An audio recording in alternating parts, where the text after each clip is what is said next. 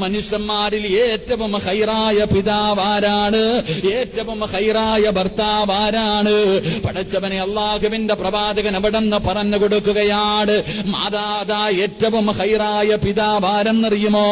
മക്കൾ ആഗ്രഹിക്കണം, പടച്ചവനെ എന്റെ വാപ്പ എപ്പോഴും എന്റെ വീടിന്റെ അകത്തുണ്ടാകണം.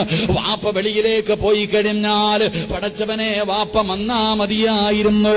ഭാര്യ ആഗ്രഹിക്കുകയാണ്, എന്റെ ഭർത്താവ് വന്നിരുന്നെങ്കിൽ എത്രയോ നല്ലതായിരുന്നു. എന്റെ ഭർത്താവ് എപ്പോഴും എന്റെ കൂടെ ഇരുന്നെങ്കിൽ എത്രയോ നല്ലതായിരുന്നു. അങ്ങനെ ഭാര്യയും മക്കളും പറയുന്ന മനുഷ്യനാണ്, ഭാര്യ പറയുന്ന മനുഷ്യനാണ് ഏറ്റവും നല്ല ഭർത്താവ്.